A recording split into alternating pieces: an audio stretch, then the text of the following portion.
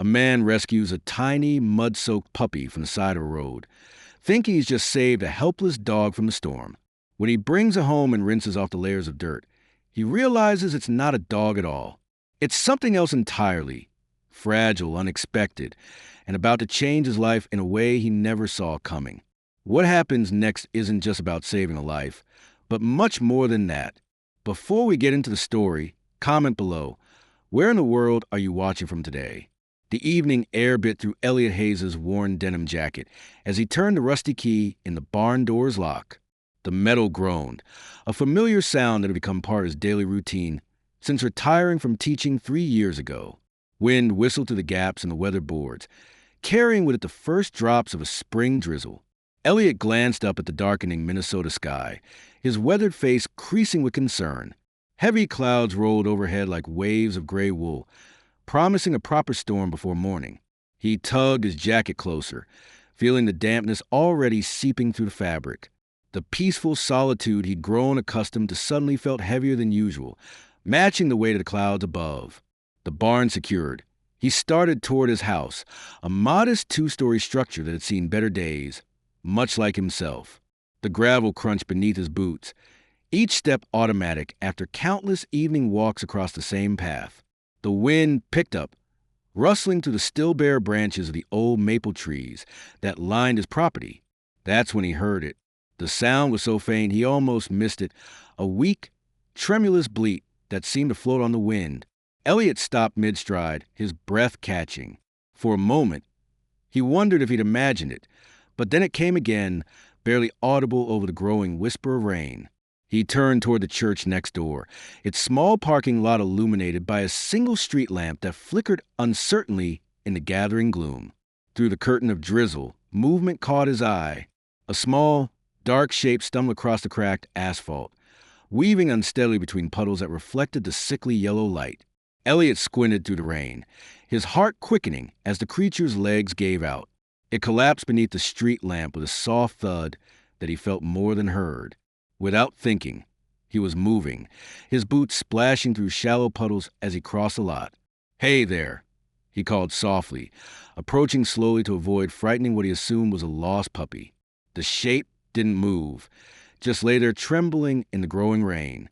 As he drew closer, he could see it was completely covered in mud, its form barely distinguishable under the thick coating of earth. Kneeling beside the creature, Elliot felt a familiar ache in his chest, one that reminded him of countless times he'd helped injured animals during his years of living alone on the property. The animal's breathing was shallow and rapid, its eyes barely open. Without hesitation, he shrugged off his jacket, ignoring the cold rain that immediately began soaking through his flannel shirt. "Easy now," he murmured, carefully wrapping the muddy creature in his jacket. It offered no resistance as he lifted it, feeling how light and fragile it was in his arms. "Let's get you somewhere warm." The walk back to his house seemed longer than usual, each step measured to avoid jostling his precious cargo. The porch light clicked on automatically as he approached, casting a warm glow of the peeling paint at his front door. Fumbling with his keys one-handed, he managed to get inside, kicking the door shut behind him. The kitchen had always been his favorite room in the house, with its warm but clean counters and the collection of plants Claire had started years ago, which he still tenderly maintained. He flipped on the overhead light, its warm glow chasing away the gray darkness that had followed him in. Moving with purpose now, Elliot cleared off the kitchen table with one arm, carefully shifting aside the morning's newspaper and an empty coffee mug. He laid his jacket wrap bundled down gently, noticing how his hands trembled as he turned to the sink. The pipes groaned briefly before warm water began flowing, steam rising in gentle curls. "Hang in there, little one," he said softly, testing the water temperature with his wrist, just as he'd done years ago when bathing his neighbor's children. The creature remained still, its breathing shallow but steady. Grabbing a clean dishcloth from the drawer, Elliot began the careful process of cleaning away the mud. He worked methodically, speaking in low, soothing tones as he had countless times in his classroom when calming nervous students before their first chemistry experiment. "You're safe now," he assured the animal, though his voice caught slightly on the words. It had been a long time since he'd spoken to anyone other than himself in this kitchen. The mud turned the water a murky brown as he worked, revealing patches of what he assumed would be fur beneath. But as the warm water ran in rivulets through his careful fingers, something unexpected began to emerge. Instead of the soft paw pads he'd been expecting, delicate hooves appeared, small and perfectly formed despite their obvious weakness. Elliot leaned closer, his breath catching in his throat as understanding dawned. The creature in his hands wasn't a puppy at all. As more mud washed away, the distinctive features of a baby goat became clear. The delicate slope of its face, the tiny nubs where horns would eventually grow, the spindly legs now clean enough to show their true form. The animal was severely undernourished, its ribs visible through its mud-streaked coat. As if sensing his revelation, the baby goat's eyes fluttered open briefly. Though glassy, they held a spark of awareness, meeting Elliot's gaze with an intelligence that made his heart skip a beat. "Well," he muttered, surprise evident in his voice, "what in the world?" The steady patter of rain against the windows filled the kitchen with a gentle rhythm as Elliot carefully dried the tiny goat with an old dish towel. His movements were deliberate and gentle, mindful of how fragile she seemed under his weathered hands. The cloth was functional but rough, and something about using it didn't feel right.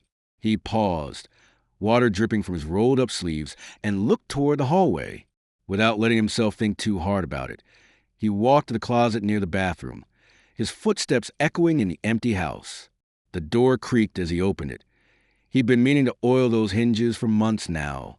Inside, past a stack of fresh linens and extra blankets, his hand found what he was looking for. Claire's bath towel, still folded exactly as she'd left it. The pink one was on top, her favorite.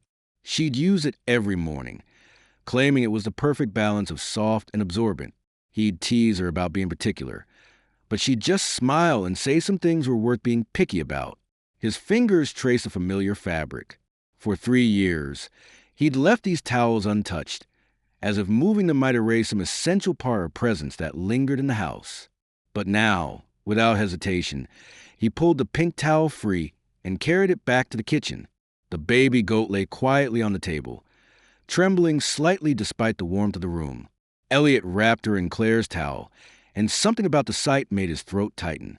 The pink fabric seemed to swallow the tiny creature, but she snuggled into it immediately, as if recognizing its softness.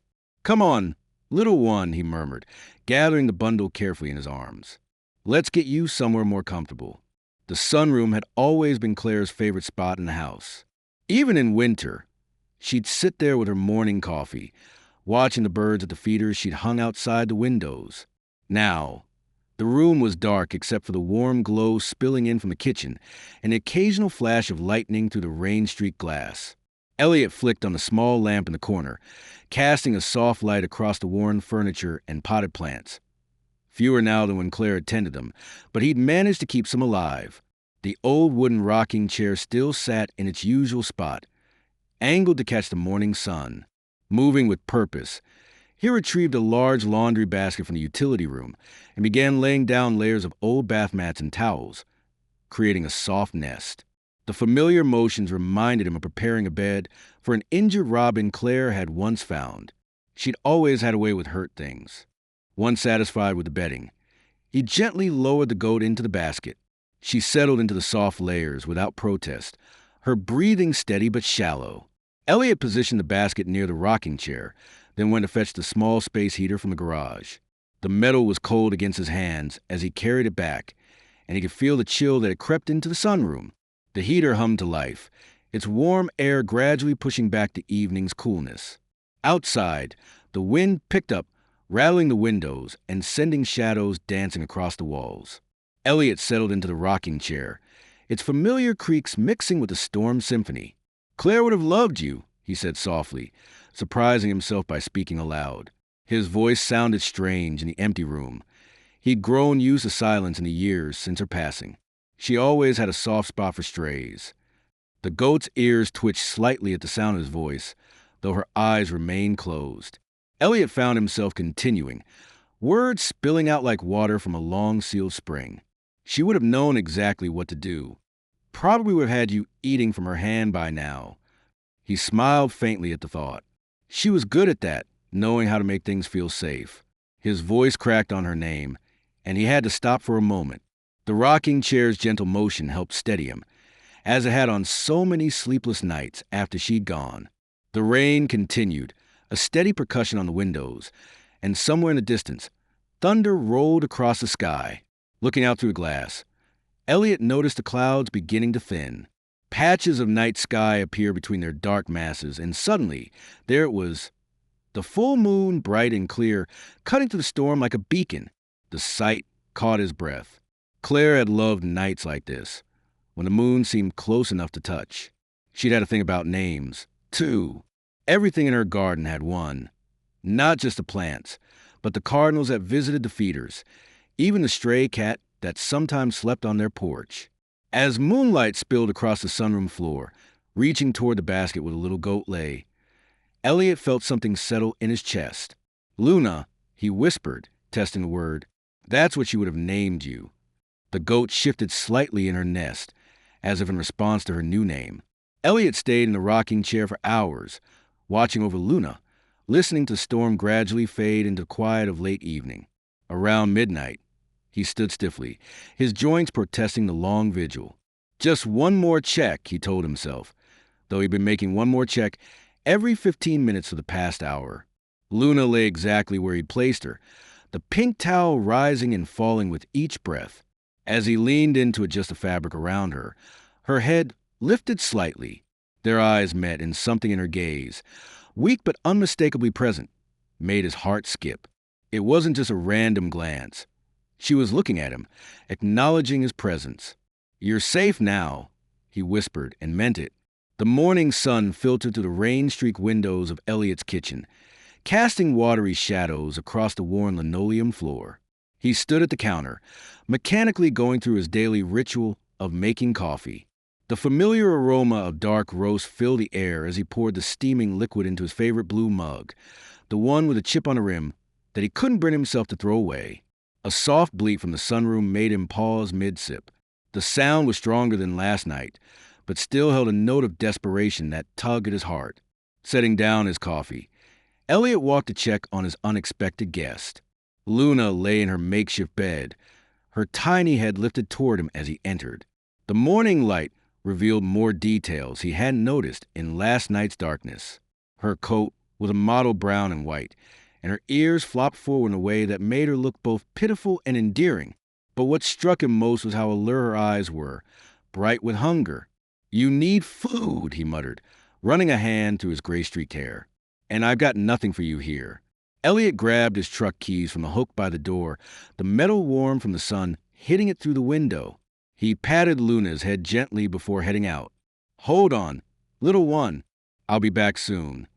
The drive into Fairpine was familiar, but felt different somehow. Usually, these morning trips into town were just errands to be endured, necessary interruptions to his carefully maintained solitude. Today, though, there was purpose in his movements, an urgency he hadn't felt in years. The bell above the door of Henderson's feed, and hardware jingled as Elliot stepped inside. The store smelled of leather, sawdust, and farm animals, a scent that had barely changed in the 30 years he'd been shopping there. He stood awkwardly in the entrance, realizing he had no idea where to look for baby goat supplies. The aisle stretched before him like a maze, filled with tools, garden supplies, and animal feed. He wandered past shelves of horse brushes and chicken feed, feeling increasingly out of place. Finally, in the back corner, he found a section dedicated to livestock care. A young clerk with a name tag reading Tommy watched him with barely concealed curiosity as Elliot studied the labels on different milk replacer containers. His fingers traced over the instructions, trying to determine which would be best for such a young goat. "Can I help you find something?" Tommy asked, making Elliot jump slightly. Elliot cleared his throat. "Fostering an orphan animal. Need some supplies." Tommy nodded, but didn't press further, though his raised eyebrows spoke volumes. Elliot grabbed a container of goat milk replacer, some bottles, and fresh bedding materials. He paid quickly, mumbling a thanks as he hurried out with his purchases. Back home, Elliot's kitchen took on the appearance of a makeshift veterinary clinic. He boiled water to sterilize the bottle, carefully measured the milk powder, and tested the temperature on his wrist, just as he remembered Claire doing with their niece's bottle years ago. Luna's first attempts at the bottle were hesitant. She turned her head away several times, making Elliot's heart sink, but he persisted, gently guiding the nipple to her mouth until something clicked. Her sudden, eager suckling surprised him, and a smile spread across his face before he even realized it was there. "There you go," he whispered, supporting her head as she drank. "That's better, isn't it?" After feeding, Luna dozed peacefully in her basket, her belly slightly rounded from a meal. Elliot busied himself cleaning up the kitchen, wiping down counters that probably didn't need it, reorganizing items in the cupboard that were already organized.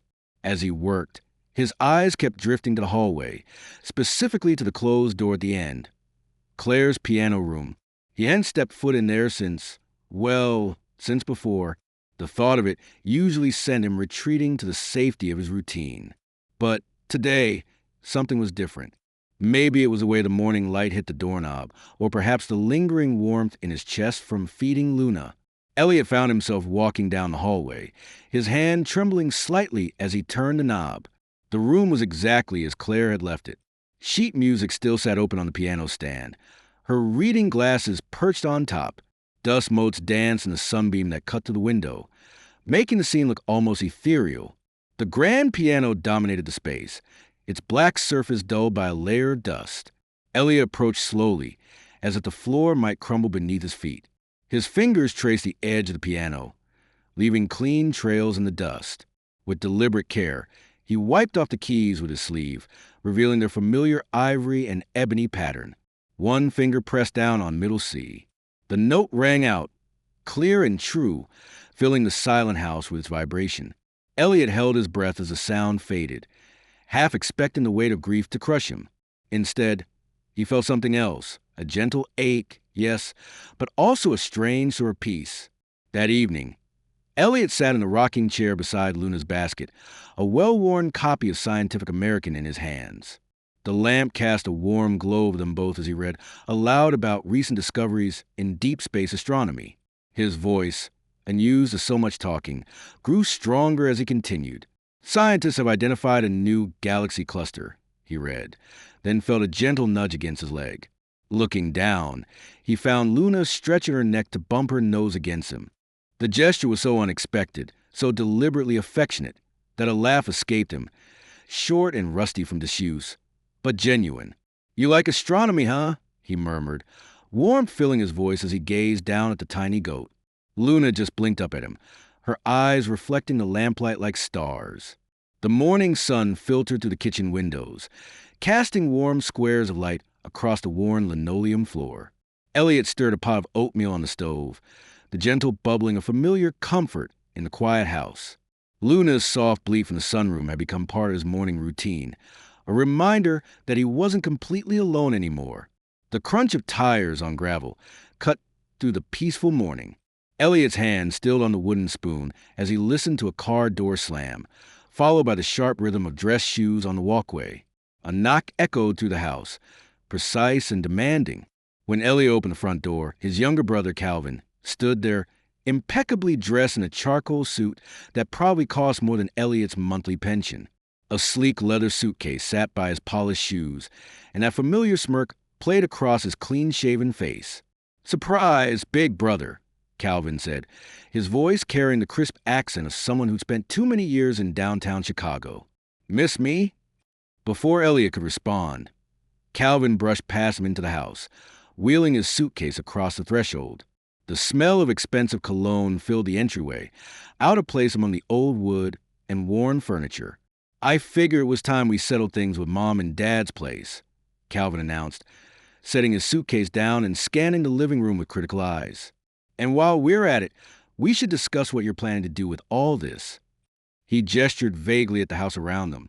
Elliot's stomach tightened. "I wasn't aware there was anything to discuss." "There's always something to discuss when it comes to property," Calvin replied, loosening his tie and starting to wander through the house like he owned it. "The market's hot right now. It would be foolish not to at least consider our options." Elliot followed his brother's inspection tour, watching as Calvin ran his finger along a dusty windowsill and frowned at the aging wallpaper in the hallway. The house felt smaller somehow, as if Calvin's presence took up more space than it should. When they reached the sunroom, Luna lifted her head from her basket. Her ears perked with curiosity at the new voice. Calvin stopped mid-stride, his eyebrows shooting up toward his hairline. "Is that a goat?" The words dripped with disbelief and something close to disdain. Calvin turned to face Elliot, shaking his head. "You've officially lost it, big brother."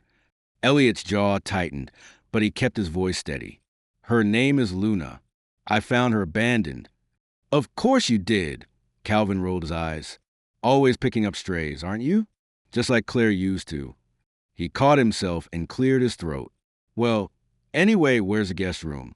I'll be here for a few days at least." Elliot led Calvin upstairs, each step feeling heavier than the last.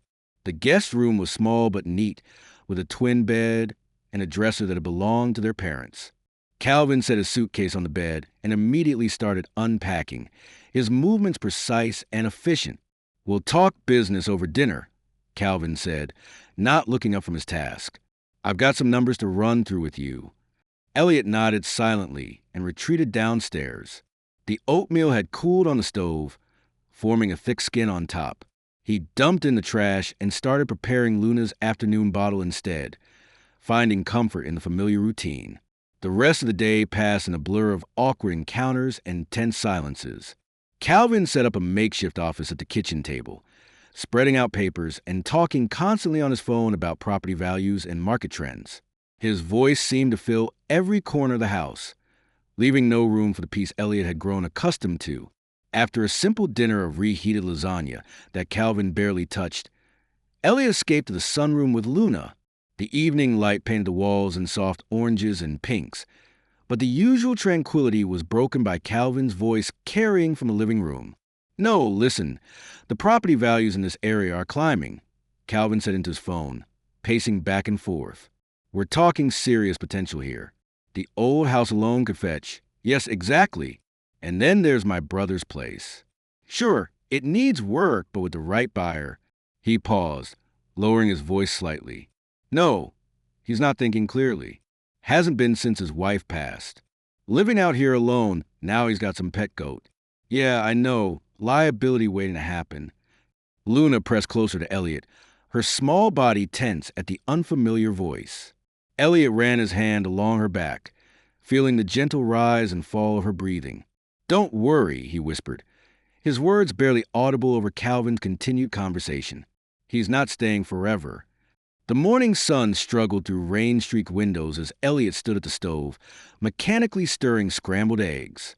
Steam rose from his coffee mug, swirling in the quiet kitchen air. Luna's soft bleat drifted from her basket in the sunroom, a gentle reminder of life amid the heavy silence. The floorboards creaked overhead, followed by footsteps on the stairs. Calvin appeared in the doorway, already dressed in pressed slacks and a button-down shirt, looking more like he was headed court than spending a morning in the country. He stretched dramatically and started opening cabinet doors without asking. "Where do you keep the decent coffee?" Calvin asked, his nose wrinkling at Elliot's simple tin of grocery store grounds. "This stuff is barely a step above dirt." Elliot didn't answer, just divided the eggs onto 2 plates and set them on the old oak table. The scratches in its surface told stories of family dinners, homework sessions, and Claire's late-night grading marathons. Every mark held a memory. Calvin grabbed a mug and helped himself to coffee anyway, then slid into his chair. Rain pattered against the windows as they ate in silence. The only sounds were forks scraping plates and Luna's occasional movements in her basket. "You know," Calvin said finally, pushing his half-eaten eggs around his plate, "this place is becoming a monument to decay." He gestured broadly with his fork. "The paint's peeling, the roof needs work, and don't get me started on that barn. You're living in a museum of better days, El." Elliot's jaw tightened. He stared down at his coffee, watching ripples form as his hand clenched around the mug. "It's time to cut ties with the past," Calvin continued, his voice taking on that smooth lawyer tone he used in negotiations. "We could list this property tomorrow and have offers by next week. The land alone, no." Elliot's voice was quiet but firm. "Be reasonable," Calvin pressed. "You're rattling around this big house alone, letting everything fall apart. What would Claire think?" The mug slammed down hard enough to splash coffee onto the table. Don't. Elliot's eyes finally met his brother's, burning with an intensity that made Calvin lean back slightly. Don't you dare talk about what Claire would think. You weren't here, Calvin. You weren't here.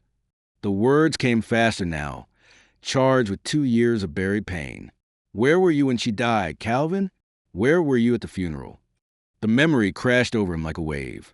Sitting alone in the front pew of the Lutheran church, Claire's favorite hymn echoing off empty walls. He kept turning around, hoping to see his brother hurrying in late, making excuses about Chicago traffic or a delayed flight. But the back row, where Calvin should have been, stayed empty, collecting dust motes in the colored light from the stained glass windows. I had a case, Calvin said stiffly. I sent flowers. Flowers? Elliot laughed, a hollow sound. My wife, your sister-in-law of 25 years, dies after fighting cancer for 18 months, and you sent flowers. He pushed back on the table, the chair scraping harshly against the floor. I needed my brother. I needed family. But you were too busy with your case. Calvin's face flushed. That's not fair. I had obligations. Obligations? Elliot's voice cracked. I spent 6 months sleeping in hospital chairs. I watched her fade away, day by day. Where were your obligations then? Before Calvin could respond, Elliot walked out of the kitchen. He needed air. The morning was damp and cool, but he barely noticed as he headed toward the barn. Luna's concerned bleat followed him out. He'd barely reached the barn door when he heard footsteps behind him. Calvin had followed. That determined look on his face, that meant he wasn't done. Elliot's brother brushed past him into the barn, pulling out his phone and turning on his flashlight. Look at this place, Calvin said, sweeping the beam across dusty farm equipment and stacked hay bales. Half this stuff could be sold for good money. With some basic repairs, we could... Elliot's voice was dangerously quiet. You've had 2 years, El, Calvin said, making notes his phone. Time's up. This place needs decisions made, and clearly you're not in a state to. Elliot turned and walked out, his boots heavy with mud and emotion. The old barn door creaked shut behind him, cutting off whatever else Calvin was saying. The rain had started again, but Elliot barely felt it. You didn't come when she died, he muttered, hands clenched at his sides. Don't pretend to care now. Thunder rumbled in the distance as Elliot moved methodically through the house, pulling windows shut against the approaching storm. Each flash of lightning illuminated the darkening rooms in brief, harsh bursts. The air felt heavy with electricity, making the hair on his arms stand up. In the sunroom, Luna shifted restlessly in her basket, her tiny hooves rustling against the soft towels. Her dark eyes followed Elliot as he adjusted the small space heater, positioning it to create a pocket of warmth without being too close to her bedding. The storm was clearly making her nervous. She'd never experienced one before. It's okay, girl, Elliot murmured, kneeling beside her basket. He tucked an extra blanket around her, making sure it was snug but not confining. Just some noise and light. Nothing to worry about. Luna pressed her head against his hand, seeking comfort. The gesture made his throat tight. It reminded him so much of how Claire used to squeeze his hand during thunderstorms. From the living room, Calvin's voice carried, sharp and clear. No, you don't understand. I'm literally trapped out here in the woods with my crazy brother and a goat. A goat. He was pacing, his designer shoes clicking against the hardwood floors. The property's barely worth what we could get for it, and he's acting like it's some kind of shrine. Elliot's jaw clenched, but he kept his focus on Luna. She bleated softly, the sound barely audible over another roll of thunder. Through the windows, he could see the wind picking up, bending the old oak trees that lined the driveway. Look, I'll call you back tomorrow, Calvin continued, his voice getting closer. Maybe by then I'll have talked some sense into him. The longer we wait, the more work this place needs. Yeah, bye. Elliot heard his brother's footsteps approaching the sunroom. He didn't look up when Calvin appeared in the doorway, just kept stroking Luna's head. Seriously, Calvin's voice dripped with disdain. That thing's bleeding is driving me crazy. Can't you put it in the barn or something? She's too young, Elliot replied quietly, still not looking up. And there's a storm coming. Right. Because heaven forbid anything happened to your replacement therapy animal. Calvin stepped into the sunroom, peering down at Luna with a mixture of confusion and irritation. You know this isn't healthy, right? First the house, now this. Luna bleated again, louder this time, startled by a particularly close crack of thunder. Calvin flinched at the sound. Whatever, he muttered, turning to leave. I'm going to make some calls. He pushed the door, but it didn't click shut behind him. Whether he noticed or cared wasn't clear. Elliot stayed with Luna until she settled again, then headed to the kitchen to heat up some soup for dinner. The old copper-bottom pot had been Claire's favorite. She'd found it at a garage sale their first summer in the house. The memory made him smile slightly as he stirred the warming liquid. Rain began to pelt the kitchen windows, creating a steady drumming sound throughout the house. The storm had arrived in earnest now, and occasional flashes of lightning cast strange shadows across the countertops. Calvin's voice rose and fell in the background, punctuated by thunder. After about an hour, Elliot ladled some soup into a bowl and grabbed a small plate of fruit he'd cut earlier for Luna. She liked to nibble on apple slices before bed, another little routine they developed over the past few days. It wasn't much, but these small moments of caregiving had begun to fill some of the endless empty spaces in his days. He carried the plate toward the sunroom, noting absently that the rain was coming down in sheets now. The wind howled around the corners of the house, making the windows rattle slightly in their frames. He'd have to check the roof tomorrow for any new leaks. Pushing open the sunroom door with his elbow, Elliot stepped inside. Time for your bedtime snack, Lou. The words died in his throat. The basket was empty. The blankets were disturbed, trailing over the side like someone had climbed out, or like something small had wriggled free. Elliot's eyes darted to the door leading to the porch. It was open, just enough for a tiny goat to squeeze through. The plate of fruit clattered to the floor. Luna, his voice cracked as he searched the corners of the room, knowing already she wouldn't be there. Luna, he burst into the kitchen. Empty. The front porch, empty. Each room he checked increased the panic rising in his chest. Calvin, he shouted, his concurrent voice barely carrying over the storm. Did you see Luna? His brother appeared in the hallway, phone still in hand. What? No, I'm on a call. The sunroom door was open.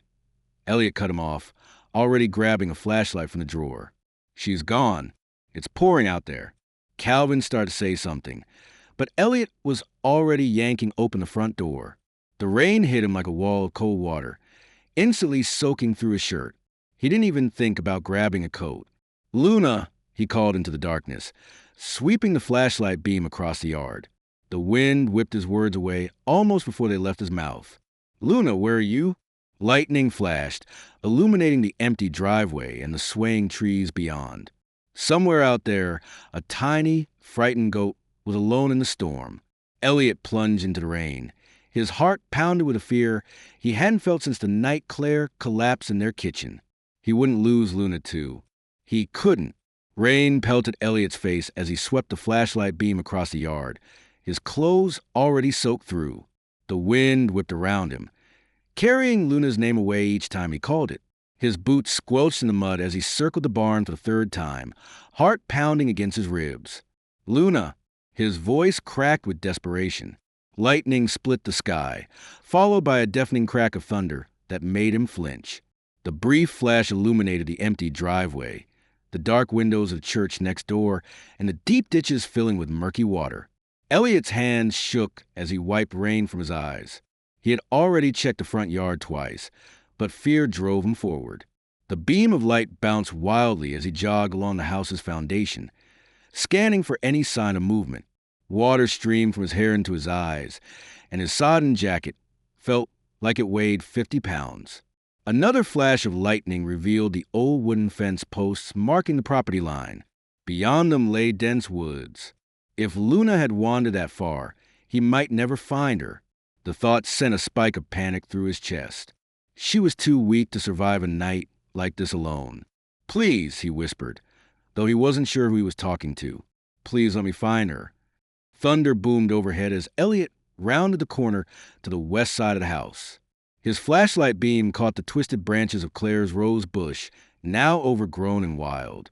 She'd spent countless spring mornings tending those roses, pruning them with careful hands, talking softly to plants as she worked.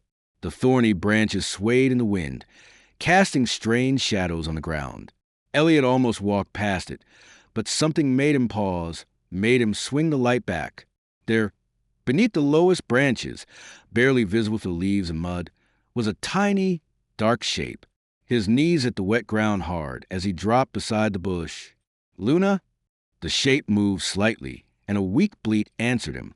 Elliot's hands trembled as he reached through the thorny branches, ignoring the sharp pricks against the skin. His fingers found wet fur, and he carefully pulled Luna free from her hiding place. She was shivering violently, her small body cold and completely soaked. Leaves and twigs clung to her fur, and her eyes were wide with fear. Elliot quickly shrugged out his jacket, wrapping it around her like a blanket, despite it being nearly as wet as she was. "I've got you," he whispered, cradling her against his chest. "I've got you," he repeated, the words like a prayer as he rocked back and forth, relief making him lightheaded.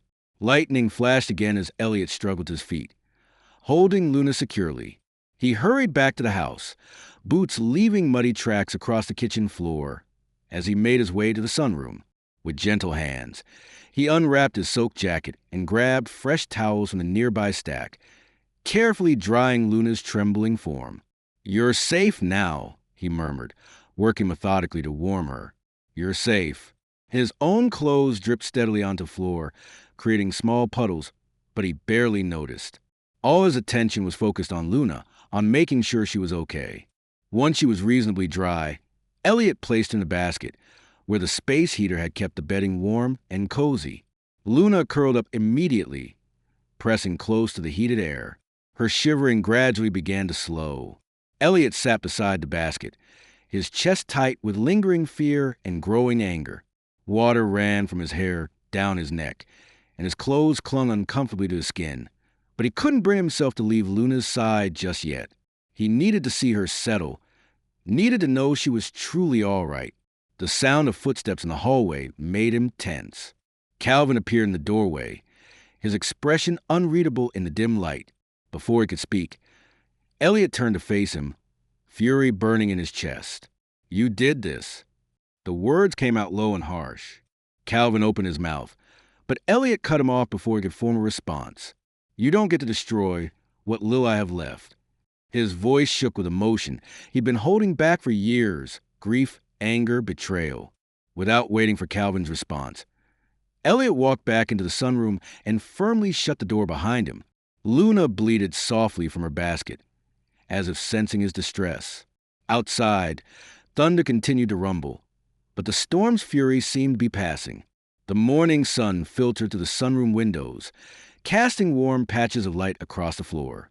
Elliot knelt beside Luna's basket, carefully testing the temperature of the milk replacer on his wrist. The storm had left everything outside gleaming and fresh, but inside, the house felt heavy with unspoken words. Luna's ears perked up as Elliot approached with the bottle. She was still weak from her ordeal, but her eyes were bright and alert. "There's my girl," he murmured, settling down beside her. She latched onto the bottle eagerly, and Elliot found himself relaxing slightly as he watched her feed. "We had quite a night, didn't we?" he said softly, adjusting the blanket around her. The morning birds provided a gentle chorus outside, so different from last night's howling wind and thunder. Luna's tail twitched as she drank, and Elliot noticed with relief that her shivering had completely stopped. When the bottle was empty, Elliot carefully wiped Luna's face with a soft cloth. He replaced her damp bedding with fresh towels, making sure everything was warm and clean. "You gave me quite a scare," he told her, running his hand gently along her back. Luna responded with a tiny bleat that made his throat tight. In the kitchen, Calvin sat at the table, a cold cup of coffee forgotten in front of him. Dark circles shadowed his eyes, and his usually precise appearance was rumpled. He stared at his hands, fingers tracing patterns on the wooden tabletop. The morning ticked by in tense silence. Elliot moved between the sunroom and kitchen, preparing more bottles, checking Luna's temperature, adjusting her blankets. Each time he passed, Calvin seemed to sink further into himself. Finally, Around mid-morning, Calvin's voice broke the quiet. I didn't mean to let her out. The words hung in the air between them, heavy with regret. Elliot continued measuring milk powder into a clean bottle, his movements precise and controlled. He didn't respond, but his shoulders were rigid with tension. I was frustrated, Calvin continued, his voice rough.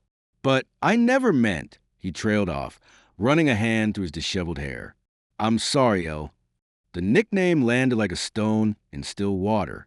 Elliot hadn't heard Calvin call him that since before Claire's funeral, before everything changed.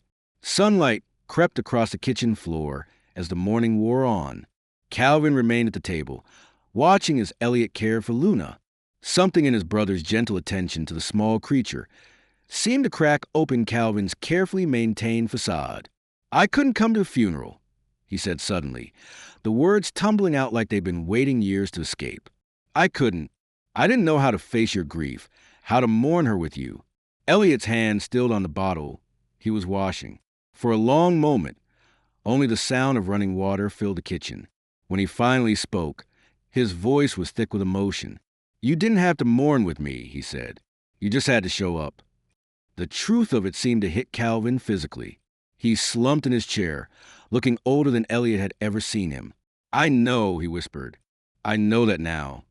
As afternoon light slanted through the windows, the brothers began to talk, really talk, for the first time in years.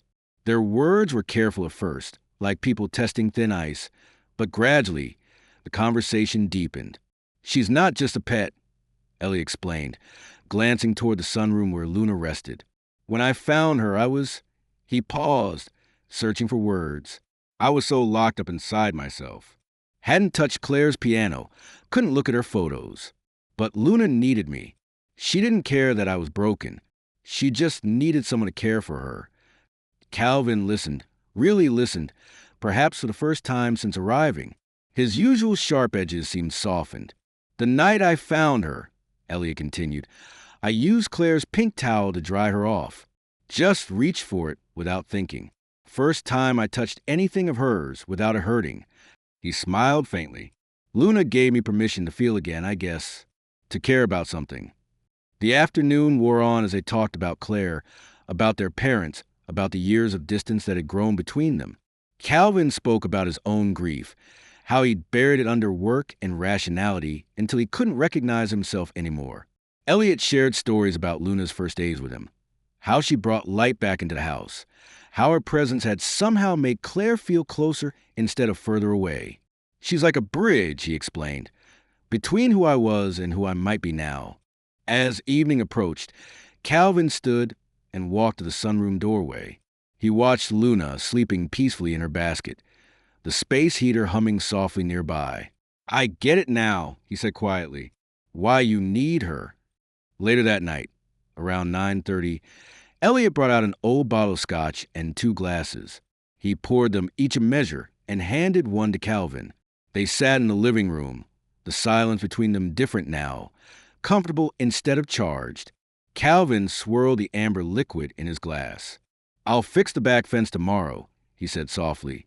Elliot nodded, looking at his brother over the rim of his glass. Good. The morning sun streamed through the sunroom windows, painting warm squares of light across the wooden floor. Luna, her energy visibly restored after yesterday's ordeal, trotted around with newfound confidence. Her tiny hooves made soft clicking sounds against the floorboards as she explored, pausing occasionally to nibble playfully at Elliot's sock. Hey now, Elliot chuckled, reaching down to scoop her up. She settled contentedly in his lap, her warm weight familiar and comforting. He sipped his coffee, watching as she attempted to nose the mug curiously. That's not for you, little one. The house felt different this morning. The heavy silence that had pressed down on them for days had lifted, replaced by something lighter, more peaceful. Even the sunlight seemed cleaner somehow, as if the storm had washed away more than just dust from the windows. Through the glass, Elliot could see Calvin in the backyard, already working on the fence. His brother had started early, gathering tools from the barn without being asked. Now he moved methodically along the wooden panels, checking each board, replacing the rotted ones with fresh lumber they'd picked up from town. Luna bleated softly, drawing Elliot's attention back inside. She had managed to climb onto his shoulder, her small face pressed against his neck. All right, he said, carefully lifting her down. Let me finish this coffee, and we'll go see what Uncle Calvin is up to. The word uncle slipped out without thought, and Elliot paused, surprised by how natural it felt. He shook his head, smiling slightly, and finished his coffee. Outside, the morning air was crisp and clean. Calvin looked up briefly as Elliot approached, then returned to his work without speaking. Elliot noticed the screwdriver Calvin needed and handed it over. His brother took it with a nod, and they fell into an easy rhythm. They worked side by side, the silence between them comfortable now. The steady rhythm of hammering and the soft squeak of screws being driven home filled the air. Every so often, one will hold a bore while the other secured it, their movements coordinated without need for discussion. As the sun climbed higher, Luna ventured out onto the grass under their watchful eyes. Her legs were still a bit wobbly, but she managed to hop and skip around the yard, occasionally stopping to investigate a dandelion or chase a butterfly. Her antics drew their attention, and both men found themselves pausing their work to watch her clumsy exploration. "Would you look at that?" Calvin said, wiping sweat from his forehead. "She walks like you used to after prom night." The comment caught Elliot off guard, and he let out a genuine laugh, a sound that seemed to surprise them both. "If I remember correctly," he countered, "you weren't exactly graceful yourself that night." Calvin grinned, setting down his hammer. "Mom was so mad when we came home and knocked over her favorite vase. Dad couldn't stop laughing, though." Elliot remembered, his eyes crinkling at the corners. Remember how his whole face would turn red when he really got going? They moved inside for lunch, leaving Luna to nap in her basket. Calvin pulled out bread and cold cuts, while Elliot grabbed plates. The kitchen, which had felt like a battlefield just yesterday, now held a warm familiarity. "You know," Calvin said, assembling a sandwich, "we had a goat when we were kids. Remember that old Billy that used to chase me around the yard?" Elliot raised an eyebrow. "That wasn't a goat, Cal. It was Mrs. Peterson's sheep that got loose. You just thought it was a goat because of the beard." "No way," Calvin protested, but there was laughter in his voice. "It was definitely a goat. It ate Mom's prize roses. That was you. You knocked him over playing baseball and blamed it on a non-existent goat." The brothers looked at each other for a moment before both burst out laughing. The sound echoed through the kitchen, bouncing off the walls that had held so much silence for so long. "Mom's pies, though," Calvin said softly once their laughter had subsided. "Nobody could make a cherry pie like she could. Remember how she'd always save the extra filling for us?" Elliot smiled, lost in the memory. "We'd eat it straight from the bowl while it was still warm." The afternoon light began to soften, casting long shadows across the yard. They finished the fence work as the sun began to set, their bodies tired but satisfied with the day's accomplishments. Luna had taken several more supervised excursions outside, growing bolder each time. As evening settled in, they found themselves on the porch, watching the first stars appear in the darkening sky. Luna dozed contentedly in Elliot's lap, her small body rising and falling with each breath. The porch light buzzed softly above them, attracting moths that danced in lazy circles around the bulb. Calvin looked over at the sleeping goat, a small smile playing at his lips. "She's got a funny little face," he observed. Elliot nodded, gently stroking Luna's ear. "Yeah," he replied softly, "she does." The porch light continued its gentle buzzing, a peaceful soundtrack to the quiet that had finally found its way back between the brothers. Monday morning arrived with a stillness that felt different from the peaceful quiet of recent days. The sun had barely risen, casting long shadows across the sunroom floor, when Elliot woke to Luna's bleat. Something about the sound made his heart skip. It was too soft, too weak. He threw off his covers and hurried to the sunroom, his bare feet cold against the wooden floors. Luna lay on her side in her basket, her small body barely moving. Her eyes, usually bright and alert in the mornings, looked glazed and distant. "Luna," Elliot's voice cracked as he knelt beside her. His hand shook as he touched her side, feeling her shallow breathing. No, no, no. Calvin! The shout tore from his throat before he could think. He heard quick footsteps in the hallway as his brother appeared in the doorway, still in his sleep clothes. What's wrong? Calvin asked, but his expression changed the moment he saw Luna's condition. I'll get the truck started. Elliot grabbed the softest towel from Luna's bedding and wrapped her gently, cradling her like she was made of glass. Her head lolled against his arm, and the panic in his chest tightened. She felt lighter somehow, as if she was already slipping away. Calvin had the truck running, driver's door open, when Elliot emerged from the house. Without a word, Calvin helped steady his brother as he climbed into the passenger seat, Luna bundled carefully in his lap. The morning air was crisp, their breath visible in small clouds as Calvin backed out of the driveway. The drive to the veterinary clinic stretched endless before them, an hour of winding country roads.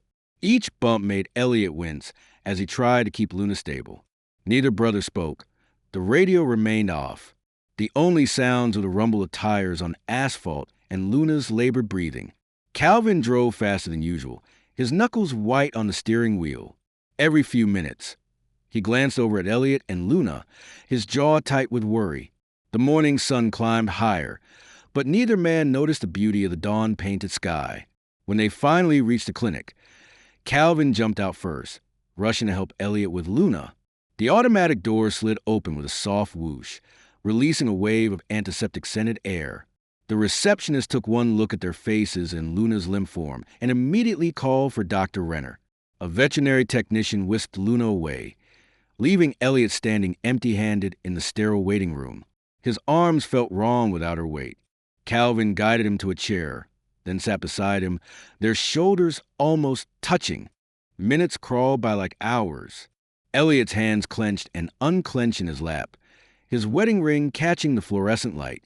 Calvin attempted small talk once or twice, but his words fell flat in the heavy air. Other pet owners came and went, their own dramas playing out in quiet murmurs and worried glances. After what felt like an eternity, Dr. Renner appeared in the doorway. His face carried the weight of news no one wanted to deliver. Elliot stood immediately, Calvin rising beside him like a shadow. Mr. Hayes, Dr. Renner began, his voice gentle but direct. Please sit down. He pulled up a chair across from them, leaning forward with his hands clasped. I've completed a thorough examination of Luna, including some imaging tests. Elliot's throat felt too tight to speak. Calvin's hand found his shoulder, squeezing slightly. Luna has a congenital heart defect.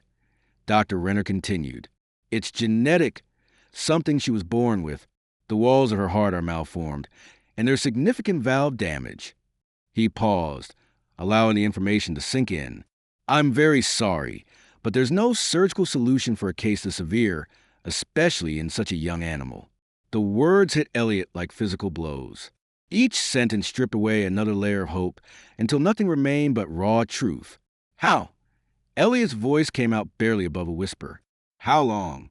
Dr. Renner's eyes held deep compassion as he answered. She might have a few days, maybe a week if we keep her comfortable. We can provide medication to ease any discomfort, but he shook his head slightly. The kindest thing now is to focus on her quality of life for whatever time remains. Calvin's grip on Elliot's shoulder tightened. The waiting room seemed to shrink, the walls pressing in with suffocating weight. Elliot barely heard the rest of Dr. Renner's instructions about medication and care. His mind kept circling back to Luna's first night, how she'd looked at him with such trust when he'd whispered, "You're safe now." They left the clinic with a small bag of medicine and Luna wrapped in fresh blankets. The morning had fully arrived now, but gray clouds had rolled in, matching the heavy atmosphere as they sat in the truck, neither moving to start the engine. The first drops of rain began to fall, creating tiny dark spots on the windshield. Calvin turned slightly in his seat, his expression unusually gentle. Maybe this is life's way of telling you it's time to let go of all of it. Elliot remained silent, his hand resting protectively over the towel-covered bundle in his lap. Luna stirred slightly beneath his touch, and he felt the faint beat of her heart, too fast, too weak, but still fighting. The afternoon light filtered weakly through the gauzy curtains Elliot had drawn across the sunroom windows. The soft fabric diffused a brightness into a gentle glow that settled like dust over Luna's makeshift bed. Elliot's hands trembled slightly as he arranged the blankets, creating a nest of warmth and comfort for her tiny body. "There we go," he whispered, his voice catching in his throat. Luna's eyes, still bright despite her condition, followed his movements. She let out a weak bleat that seemed to echo in the hushed room. The house felt different now, heavier somehow, as if the walls themselves were holding their breath. The tick of the old grandfather clock in the hallway marked time with merciless precision, each second falling like a stone into still water. Calvin stood in the doorway, watching his brother fuss with the blankets for the fifth time in as many minutes. He opened his mouth to speak, then thought better of it. Instead, he retreated quietly to the kitchen, where he began washing the breakfast dishes they'd left forgotten in their rush to the vet. As the days crept by, Elliot moved through the house like a shadow. Food lost its taste. Sleep became elusive. He measured time not in hours, but in Luna's feeding small, precious moments when she would still take a little milk from the bottle, her strength visibly fading with each passing day. The morning light would find him already awake, sitting beside Luna's basket. The evening would settle around him in the same position, his untouched dinner growing cold on the kitchen counter. Words became unnecessary luxuries, too heavy to carry. Calvin watched this quiet descent with growing concern. He knew better than to push, remembering too well how his attempts to rush Elliot's grief after Claire's death had only driven them further apart. Instead, he found ways to be useful without being intrusive. He fixed the squeaking hinge on the screen door that had bothered him since arrival. He organized a cluttered workbench in the barn, carefully arranging tools that hadn't been touched in months. One afternoon, while Luna dozed fitfully, Elliot found himself drawn to the old oak desk in the study. His fingers traced the worn edges until they found the bottom drawer. Inside lay a leather-bound journal, its spine still stiff with disuse. Claire's parting gift when he retired from teaching. For all those thoughts that keep you up at night, she'd written on the first page. Elliot's hand shook as he opened it. The blank pages seemed to stare back at him, patient and waiting. He picked up a pen, its weight unfamiliar after so long. The words came slowly at first, then faster. "I don't know how to say goodbye twice." The pen scratched across the paper, giving voice to things he couldn't say aloud. About Claire, about Luna, about the way grief seemed to echo grief, each loss awakening the memory of the last. The piano in the corner gathered dust once more. The brief resurrection of music that Luna had inspired fell silent again, as if the very act of playing might disturb her rest. The keys sat untouched, like teeth clenched against speaking painful truths. Calvin found ways to be present without hovering. He brought glasses of water that Elliot didn't drink and sandwiches that went mostly untouched. He swept the porch, cleared away dead leaves from Claire's rose bush, and kept his phone calls brief and quiet. Luna's decline was gentle but steady, like watching a flower slowly close its petals. Her bleats grew softer, her movements more measured. She still responded to Elliot's touch, turning her head slightly when he stroked her ears, but her energy ebbed like a retreating tide. That night, Elliot lay on the floor beside Luna's basket, the hardwood cool against his cheek, his arm draped protectively over her small form, feeling the flutter of her heartbeat against his palm, quick and light, like a bird's wings. "Did I ever tell you about the Pleiades?" he whispered, his voice barely more than a breath. "They're a cluster of stars, bright little points of blue light. The ancient Greeks called them the Seven Sisters." His fingers gently stroked Luna's side as he spoke. Claire loved them. She used to say they looked like diamonds scattered on black velvet. Luna's ears twitched slightly at the sound of his voice. Elliot continued, weaving together stories of constellations and memories of Claire, of scientific wonders and personal truths. His words floated in the darkness like stardust, a gentle shower of remembrance and love. "You know what Claire would say about you," he murmured. "She'd say you were proof that the universe knows exactly what's doing, that sometimes the smallest things carry the biggest purpose." His voice cracked slightly. She always saw the meaning in everything. The night pressing around them, soft and close. Luna's heartbeat continued its delicate rhythm under his hand, each pulse a precious signal. Elliot kept talking, His whispered words creating a cocoon of comfort around them both. About neutron stars and nebulae, about Claire's laugh and her favorite flowers, about the way light travels through space for years just to reach Earth, as if even the stars understood the importance of showing up, no matter how long the journey. The evening breeze whispered through the old farmhouse, rustling curtains and carrying the sweet scent of spring through open windows. Elliot's footsteps were heavy as he walked in the sunroom, his shoulders bent with the weight of watching Luna grow weaker by the hour. The floorboards creaked beneath his feet as he entered the kitchen, where he found Calvin sitting quietly at the worn oak table. A small cardboard box sat before his brother, its edges soft and worn with age. Calvin's fingers rested lightly on its lid, and something in his expression made Elliot pause in the doorway. "Found this while cleaning out Mom and Dad's place," Calvin said softly, his usual sharp edge absent from his voice. "Actually, I found it months ago. Been carrying it around in my suitcase, trying to figure out when to give it to you." Elliot pulled out a chair and sat down slowly, his eyes fixed on the mysterious box. Calvin carefully lifted the lid and reached inside, pulling out a stack of yellowed envelopes tied together with a faded blue ribbon. "They're all addressed to Claire," Calvin said, turning one over to show Elliot the careful handwriting on the front. "From you." Elliot's breath caught in his throat. He recognized his own penmanship immediately. Younger, more careful than it was now, but unmistakably his. With trembling fingers, he reached for the stack. "I never sent these," he whispered, untying the ribbon. The paper felt delicate beneath his touch, like autumn leaves ready to crumble. "I wrote them our first year of college, when we were dating long distance. I was too embarrassed to mail them." Calvin picked up one of the envelopes that had fallen loose. "Mind if I?" he asked, waiting for Elliot's slight nod before carefully extracting the letter inside. The kitchen grew still as Calvin began to read, his voice soft but clear.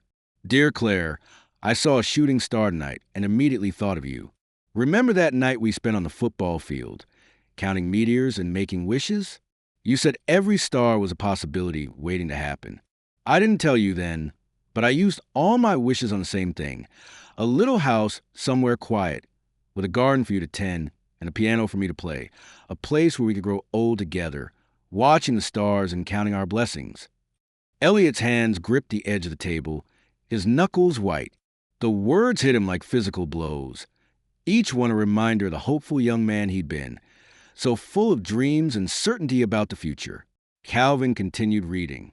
"Sometimes when I'm in physics class, I think about how the universe had to align perfectly for us to meet, all those random moments that led us to the same place at the same time. It makes me believe in magic, or at least in the kind of science that feels like magic. You'd laugh at me for being so sentimental, but I don't care. You make me want to write poetry about quantum mechanics." A choked sound escaped Elliot's throat, something between a laugh and a sob. Calvin paused, looking up at his brother with gentle concern. "I don't." Elliot's voice cracked. He cleared his throat and tried again. "I don't even recognize that person anymore. That hopeful kid who could write about stars and quantum mechanics and believe in perfect futures." He pressed his palms against his eyes, trying to hold back tears. "I lost him somewhere along the way." Calvin set the letter down carefully and reached across the table, placing a steady hand on Elliot's shoulder. "She did," he said quietly. "She never stopped seeing that person in you, even at the end." The simple truth of those words broke something loose in Elliot's chest. Tears slipped past his defenses, falling onto the scattered envelopes. Calvin's hand remained on his shoulder, an anchor in the storm of grief. "You know what else she saw?" Calvin continued, his voice rough with emotion. "She saw how that star-eyed kid grew into someone even stronger, someone who could love deeply enough to risk having his heart broken, someone who could find room in that broken heart to care for a sick little goat." From the sunroom came Luna's soft bleat, as if she knew they were talking about her. Elliot wiped his eyes with the back of his hand and looked toward the sound. "I should check on her," he said, gathering the letters carefully. Calvin nodded, squeezing his shoulder once before letting go. The moon was just beginning to rise as Elliot settled into his usual spot beside Luna's basket. Her small form was curled beneath the blankets, her breathing shallow but steady. He held up one of the envelopes, turning it so the moonlight caught the careful script of Claire's name. "Want to hear a story, little one?" he asked softly. Luna's ears twitched at the sound of his voice. He carefully opened the envelope, unfolding the paper inside. His younger self's words stared back at him, full of hope and love and possibility. "Dear Claire," he began reading, his voice gentle in the growing darkness. Luna's ears perked up slightly, and for a moment, Elliot could almost feel Claire there too, listening with that same patient smile she'd always had for his sentimental side. The first hints of dawn crept through the sunroom's gauzy curtains, painting the walls in soft watercolor shades of pink and gold. Elliot's eyes fluttered open at a sound so faint it might have been a dream. Luna's gentle bleat, barely more than a whisper. His back ached from sleeping on the hardwood floor beside her basket, but he hardly noticed the discomfort as he pushed himself up onto his elbows. "Luna," he whispered, his voice rough with sleep. The tiny goat lay curled in her nest of blankets, her eyes open but distant, like she was looking at something far beyond the sunroom walls. When she noticed Elliot stirring, she lifted her head slightly, an effort that seemed to take all her strength, and nudged his outstretched hand with her nose. Elliot's heart clenched at how weak the gesture was. With careful movements, he lifted her from the basket and cradled her in his lap, supported her head in the crook of his arm. Luna settled against his chest, her small body trembling slightly. "There's my girl," he murmured, running his fingers gently through her soft fur. The morning light caught in her eyes, making them shine like amber. She was still here, still fighting, and Elliot was determined to make every moment count. He spent the morning talking to her, his voice low and steady. He told her about the constellations visible from the farmhouse porch, about how the stars had always made him feel small, but never alone.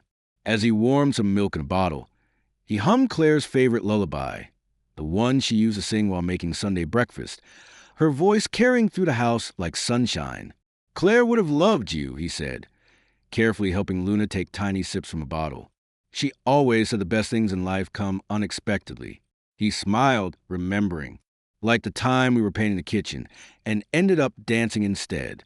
The radio was playing that old Sinatra song, "You Know the One." He hummed a few bars, rocking Luna gently in time with the melody. The morning stretched into afternoon, and Elliot kept talking. He told Luna about his first day teaching science, how terrified he'd been until a student asked about black holes, and suddenly he was lost in the wonder of it all.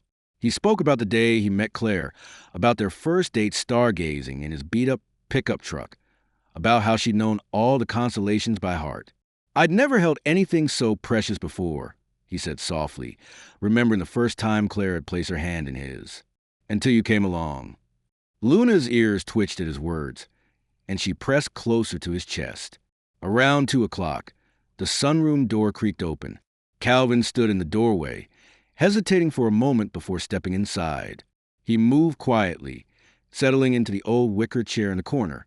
He didn't speak, didn't try to offer empty comfort or practical solutions. He simply sat, bearing witness to his brother's gentle vigil.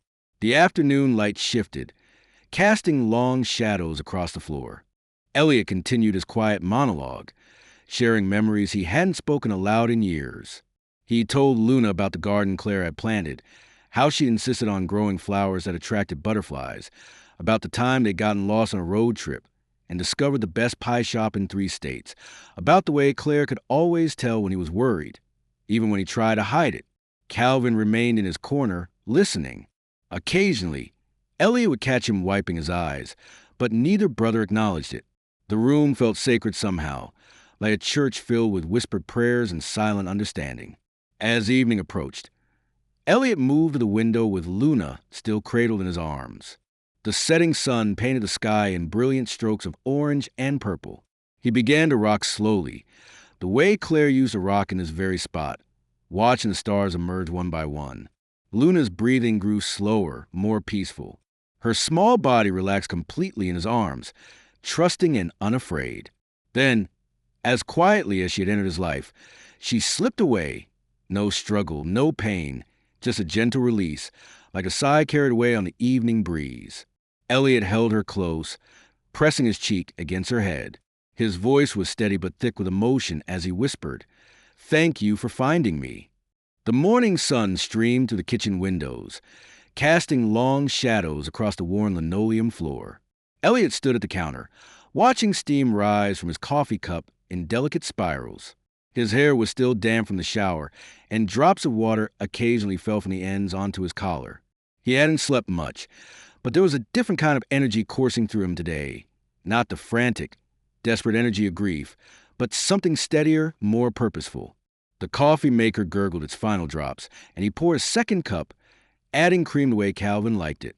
As he walked down the hallway, he passed the sunroom without breaking stride.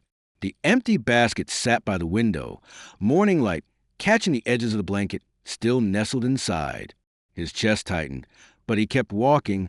Outside, the spring air carried the fresh scent of rain-soaked earth. Puddles dotted the yard, reflecting fragments of blue sky. Elliot retrieved an old rake from the tool shed and began pulling dead leaves from Claire's garden beds. The wet foliage came away easily, revealing tender green shoots pushing through the dark soil. The screen door creaked and Calvin's footsteps crossed the porch. He stood watching, coffee cup in hand, as Elliot worked methodically along the flower beds. Neither spoke for several minutes, letting the sound of morning fill the space between them. Birds calling, the scratch of the rake against earth, the distant rumble of a neighbor's tractor. "You're up early," Calvin finally said, his voice careful, neutral. Elliot nodded without looking up. Garden needed attention. More silence followed, but it felt different than the tense quiet of previous days. This was a comfortable silence of shared understanding, of grief acknowledged but not consuming.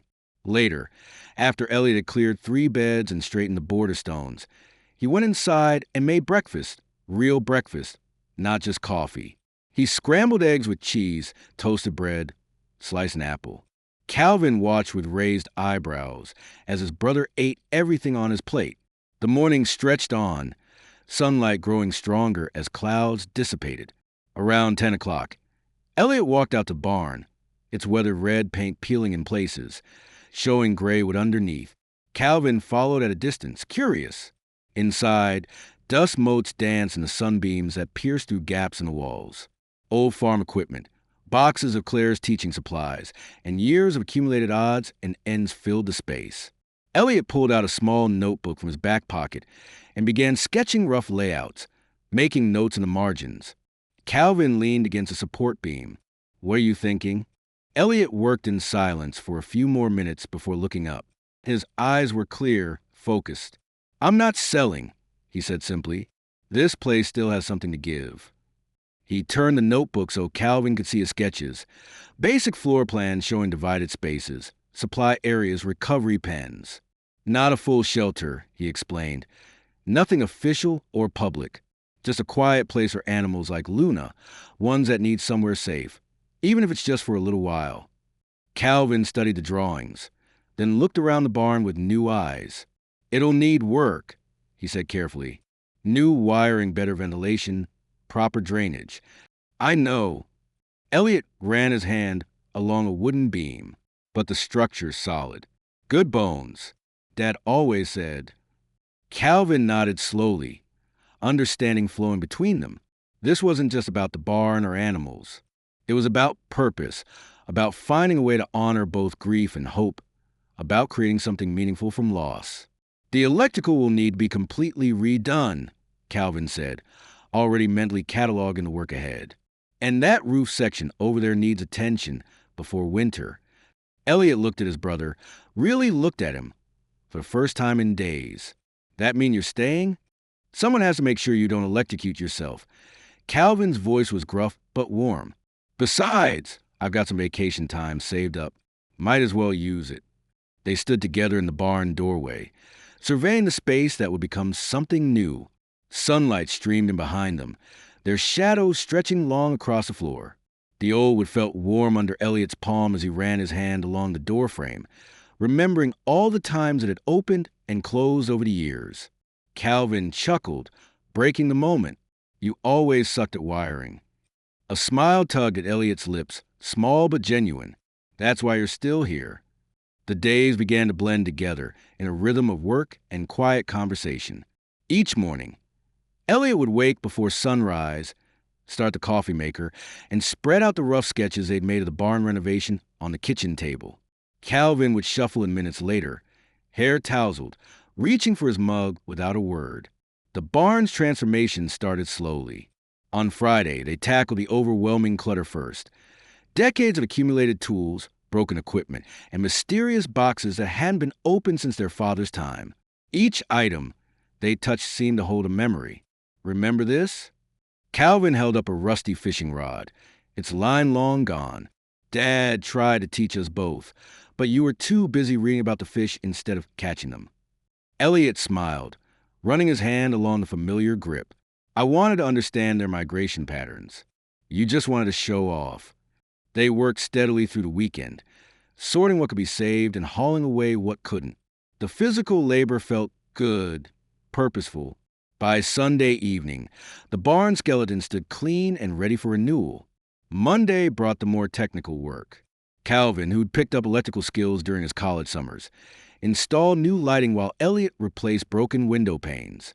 The fresh glass caught the sunlight differently, throwing prisms across the newly swept floor. "You're getting better at this," Calvin commented, watching Elliot carefully seal the edges of a window. "Remember when you tried to fix Mom's greenhouse? What a disaster." "That was 30 years ago," Elliot protested, but he was chuckling. "And as I recall, your solution was to cover the holes with duct tape. Hey, it held for a whole season."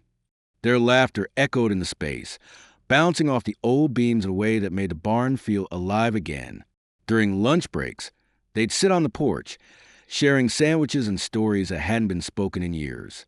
The silence between them grew comfortable rather than strained. On Tuesday, while installing new hinges on the barn door, Calvin suddenly spoke. "You know what always got to me?" He paused, adjusting his grip on the screwdriver. "How you could just be still, even when everything was chaos. You'd find some quiet corner and make sense of it all. I never knew how to do that." Elliot looked at his brother, really looked at him, seeing past the sharp suits and practiced smirks to something more vulnerable. "It wasn't always easy," he admitted. "Sometimes the stillness was just me hiding. Still," Calvin said softly, "you found something in it. Purpose, peace, whatever it was. I envied that." Wednesday afternoon, while Calvin was measuring lumber for new stall partitions, a sound drifted through the barn's open doors. Hesitant at first, then growing stronger, piano notes, slightly out of practice but intentional, floated from a house. Calvin set down his tape measure and walked to the doorway, leaning against the frame. The melody was simple, one their mother used to hum while gardening. He closed his eyes, letting the music wash over him. When he opened them again, they were damp, but his expression remained carefully neutral. The work continued through Thursday. They installed grain bins along the east wall, laid down rubber mats for comfort, and stacked fresh straw in the corner. Elliot ordered supplies online, basic medical equipment, feeding bottles, warm blankets. Each purchase felt like a promise. Their evening meals grew longer, more relaxed. They talked about their lives. Calvin's divorce 3 years ago, Elliot's struggles after Claire's passing. Words that had seemed impossible before flowed easier now, softened by shared purpose and physical exhaustion. "I should have been here," Calvin said Thursday night, staring into his coffee cup. "After Claire, I didn't know how to face it." "Face you? I know," Elliot replied simply. "But you're here now." Friday morning arrived with gentle fog that slowly burned away as the sun rose. Calvin's duffel bag sat by the front door, his truck already running in the driveway. He reached into his jacket pocket and pulled out a small, worn toolkit, their father's initials, RH, still visible on the leather case. "Found this while cleaning," he said, holding it out. "Thought it might be useful here." Elliot took the kit, running his thumb over the faded letters. "Thanks, Cal." They stood awkwardly for a moment before Calvin stepped forward and pulled his brother into a brief but firm hug. When they separated, both men cleared their throats and looked away. "You'll let me know when the next goat shows up?" Calvin asked, reaching for his bag. Elliot grinned. "You'll be the first call." From the porch, Elliot watched the truck disappear down the gravel road, dust rising in its wake. The morning breeze tugged at his shirt, carrying the scent of fresh-cut wood and possibility. A gentle breeze rustled through the budding trees as Elliot Hayes made his way across the yard, his footsteps careful and measured. In his hands, he cradled a small wicker basket lined with soft cloth. Inside, barely larger than his thumb, lay a tiny yellow chick, its downy feathers patchy and dull, its breathing shallow but steady. The morning sun warmed his back as he walked, casting long shadows across the dewy grass. He'd found the chick earlier that morning, abandoned at the edge of his property. Something about its fragile determination to survive had touched him deeply. "Just hold on, little one," he murmured, adjusting the cloth to better shield it from the wind. The chick gave a weak peep in response, barely audible but present. As he approached the barn, Elliot couldn't help but marvel at its transformation. The weather would have been carefully restored, the roof patched and solid. New windows caught the morning light, making the interior glow warmly. Calvin's handiwork with the electrical system had given the space reliable power and proper lighting. It wasn't fancy or pristine, but it was exactly what it needed to be. The heavy door slid open smoothly on its track, no longer creaking like it used to. Elliot stepped inside, let his eyes adjust to the filtered sunlight that streamed through the clean windows. The air was fresh and sweet with new hay, the space organized and peaceful. To his right, an old box turtle dozed in a specially built enclosure, its injured shell healing slowly but surely. Someone had abandoned it in a park last week, and the local ranger had brought it to Elliot. In a corner, a gray tabby cat lifted its head from its nest in hay, regarding him with sleepy interest before settling back down.